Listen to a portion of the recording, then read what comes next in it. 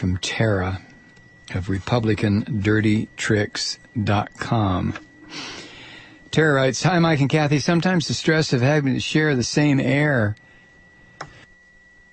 as people who put crosshair images on a graphical hit list targeting members of Congress and play it off like they were surveyor marks after an unbalanced loon brings the vision to fruition is just too much to bear.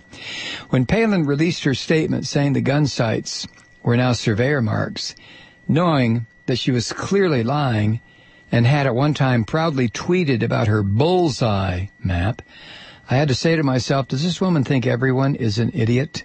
Then I remembered, oh, right. Thinking of yourself as superior and everyone else as idiots is a core character trait of a malignant narcissistic sociopath, which Sarah Palin clearly is. Frankly, I think the new right-wing motto needs to be, don't retreat, rewrite, because they don't waste a moment trying to mold their lies into some version of reality to serve their ideological agenda. I get it, though. They have to rely on spin and lies. You can't win a legislative debate by using facts if your sole mission is to defend corporate interests manipulating the game in an inherently corrupt system.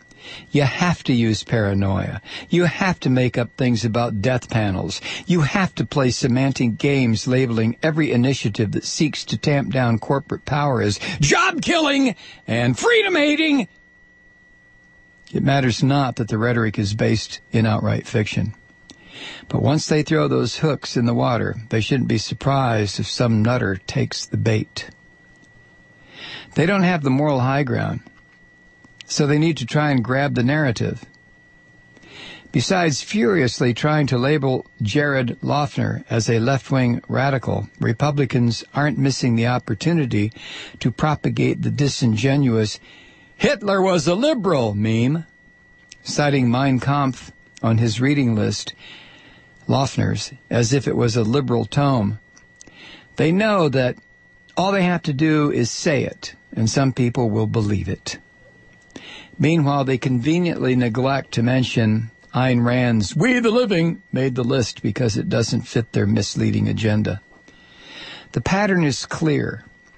The party of personal responsibility, quote, quote, only sticks to that motto when trying to deny children a school lunch program. When it comes to taking personal responsibility for stoking fear and inciting unbalanced people to commit acts of violence, forget it. So while normal America calls for soul-searching and civility in our discourse, the right-wing monsters are still busy spinning us all around for the sake of their dead-ender ideology. The hate, the lies, and the spin go on, but the fact remains. Right-wingers are liars. Sarah Palin is a disgrace, and all her apologists are all just as culpable for the disasters they create. Thanks for letting me share. I'm serious about the stress. Sometimes I close my eyes and imagine a world without Republicans. Ah, the bittersweet knowing how much better off humanity, the animal kingdom, and Mother Earth herself would be without Republican anchors dragging us all down, appealing to the worst aspects of the human condition to sustain themselves, contributing nothing, and leaving their mark of pain, ignorance, divisiveness, and death on everything they touch.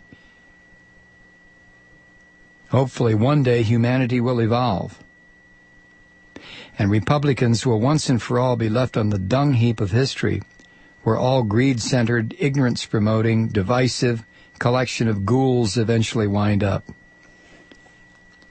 Tara, from RepublicanDirtyTricks.com. Well said, Tara.